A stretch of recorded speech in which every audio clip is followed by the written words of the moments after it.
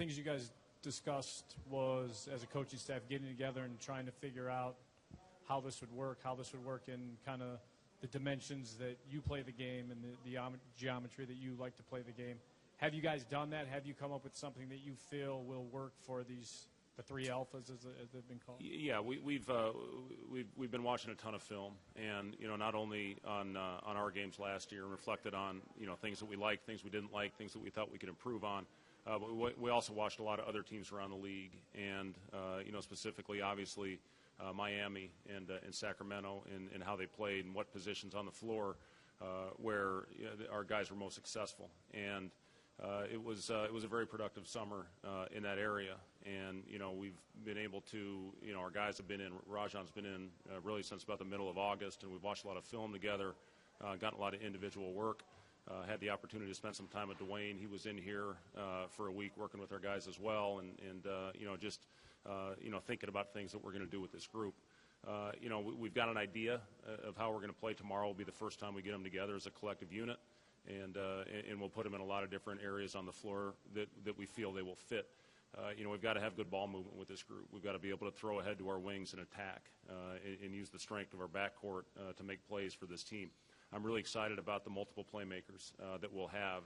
This league right now is all about breaking down the defense, getting into the paint, and making the right plays. And then obviously we've talked a lot about the rotations and who fits best with which particular player, and try to get those rotations on point and seeing, not only who starts the game, who's playing in the middle, but most importantly, who's playing down the stretch.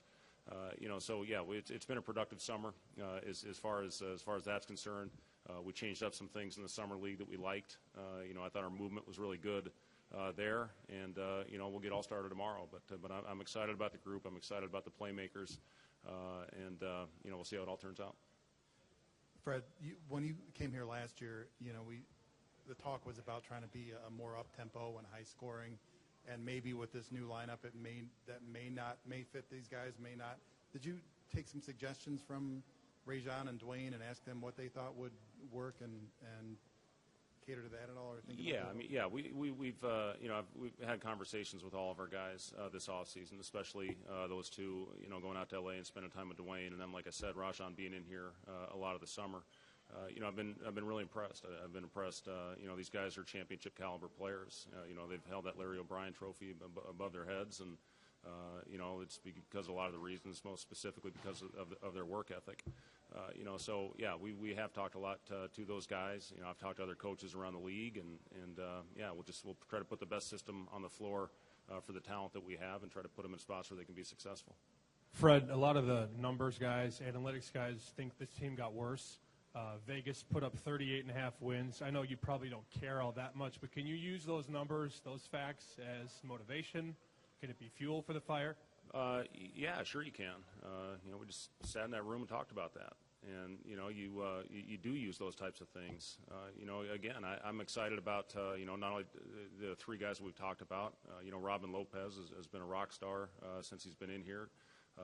Taj has had a great summer. He's had a healthy summer, as opposed to coming off ankle surgery like he did last year and really not getting a lot of reps that first part of the preseason. You look at Tony Snell's had a great summer. The five guys will be on this roster that played in the summer league that all performed very well. And then, we've got 10 young guys. We've got 10 guys that have 3 years of experience or less. And, I'm excited about them. They've been in here flying their bodies around really since after Labor Day. We'll try to put it all together and see how it goes. But, I'm really excited about this group. Fred, when you look at yourself as a head coach, you had that one-year experience. What changes did you have to make, or do you have to make in your approach to how you coach based upon what you went through for that first year? Well, I've talked a lot about this. I think the biggest thing that I have to improve on is to get our team to play more consistently. We had some really good stretches last year. I've talked about the success that we had against Cleveland and against Toronto. We had a 7-1 record against the top two teams in our East that were playing in the Eastern Conference Finals, and we missed the playoffs. That shouldn't happen. So that's my biggest thing is being a more consistent team, and we've talked a lot about that this summer. With some of the veterans you've acquired who certainly come here with a certain expectation of minutes, are you going to be torn between playing them 35-40, or do you see a team that could go 10 deep? Well, I think we've got the ability for sure to have depth with this roster. I'm excited about training camp because there's going to be a lot of competition for those roster spots, for those rotation spots. Who are going to be the guys that show me on the practice court and throughout the preseason that they belong on the floor, and that's the biggest thing I'm excited about with this preseason is to have that competitiveness, to have that fight, and it's going to be demanding. It's going to be a hard training camp, but I'm looking forward to see who emerges as those guys that show me they belong on the floor. Fred, we talked a ton about offense, how these guys are going to share the ball, but what do you think the key is going to be to get these guys to defend as one? Something you guys had some problems with last year. Yeah, well, we were fourth in the league defensively on January 1st, and then some things that happened. We took a turn in the wrong direction and really struggled. We went from fourth all the way down to 23rd. Defensively after January 1. Again, that goes back to the consistency that I was talking about. We have to be a better communicating team. We have to be a better transition defensive team, and we have to rebound better. We were 21st in defensive rebounding a year ago. So it's finishing possessions. We're going to impact the ball more in our ball screen defense. I think you saw some improvements that we had in the summer league this year, some experimenting that we did that led to deflections, led to turnovers that got us some easy baskets on the other end. We didn't have enough of those last year. We were last in the league in forcing turnovers. So, it's all about, again, I'm going to keep talking about that word consistency, and we have to be more consistent in that defensive end. Fred, what's the ideal regular season usage for Dwayne? We'll see. The biggest thing with Dwayne is just being in constant communication on everything, how he's feeling, making sure his body's right. He's obviously done an unbelievable job of getting his body in condition to play a lot of minutes. I mean, last year he played 74 games, and that's tremendous for a guy that's been in the league that long and goes out and puts it on the line like he does every time he steps on the floor. So that's going to be a communication thing, Casey, between Dwayne and I, and try to go out there and get the optimum minute. Fred, obviously the front office isn't going anywhere. That's been well documented, and there's a facelift of players over the summer. Do you feel like the spotlight now turns on you, or do you feel like there's more heat on you this year than maybe last year or the middle of last year when criticism started creeping up? Sure. Yeah. I mean, Joe, I put a lot of pressure on myself. I mean, this is a high pressure job, and I understand that. And again, nobody looked at this thing harder in the offseason than I did, and it was harder on themselves than I was. And I know I've got a job to do and to try to put these guys in position to go out and win basketball games, and that's my sole focus is to go out there and do that. But yeah, the pressures of this job are very high, and again, after games, win or lose, you go back and watch the film and try to make the necessary adjustments. Let's do three more with Fred. Going back to Fred over here, hey. I see. Sorry, you cut off Vince. Oh, sorry. Yeah, it's okay. Either way. It happens a lot. Kind of piggyback into what you were just talking there about your job and all the pressures from the first year. Looking back from that first year, is there a couple things that you want to adapt going forward into your second season with the Bulls, and are you just learning new things a little bit on the fly still going into your second year? Well, again, it's a completely new roster, and it's. Again, my biggest job is to get our guys to go out and play more consistent basketball. That's the reality of the situation. We had a lot of things that they contributed to that last year, but for me, I got to get us playing more consistently. Not to piggyback off of Joe Cowley, but Rajon and Dwayne have played for Hall of Fame coaches, high expectations, high stakes. Does that make you feel even more pressure because those guys know what great coaching is like, and they won't be afraid to challenge you if they don't feel like things are going in the right direction? Well, again, I mean, obviously, the big thing about making this thing work is having communication, and I'm going to go out there and we put a lot of work in this summer. I've had really good conversations with Rajon, with Dwayne. Like I said, Rajon's been around here really since the middle of August. And we've watched a lot of film together, and we've shared ideas. So. Yeah, does that add extra pressure? No.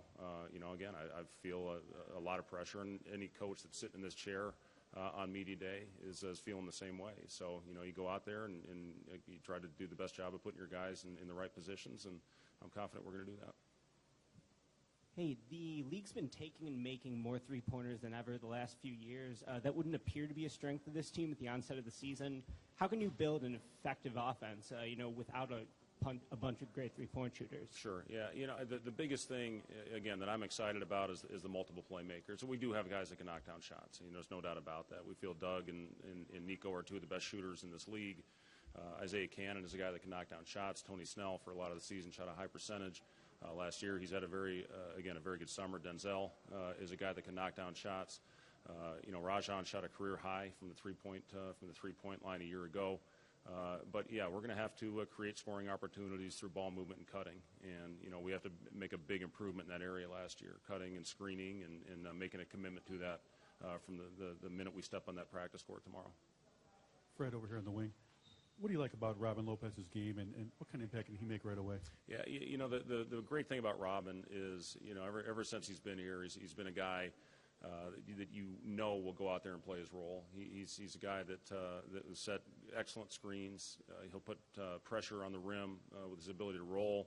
He'll take guys with him. He'll open up shot opportunities, specifically if he's playing with Nico at the 4 spot, for Doug if the man has to come in and tag the roll man. So he's a guy that, he understands what his role is and who he is, and he's not going to get outside of that. What I've been impressed with and watching our guys when they're playing pickup is just his ability to get to the rim, seal his man, his strength in finishing around the basket. So, I think he does a lot of things well. He's a elite offensive rebounder. He's going to guard. He's going to defend on a nightly basis. And, we're very excited to have Robin Lopez on board. You mentioned last year toward the end of the season that you would think about staggering Jimmy and Derek's minutes a little bit more than you did. With Derek gone, Dwayne and Rajon in the picture, what research and thought process have you put into staggering minutes between those three guys? Sure. Yeah, we put a lot of thought into that, and that'll work itself out as we get into preseason games and even into the first part of the season. Who fits best with who? Do you take one of them out early and get them in, to be the leader of that second group? And then again, most importantly, is who's going to be on the floor crunch time in the end of games. But yeah, that's been a huge part of our summer and thinking who's going to fit best with who on the floor. Thank you. Yep.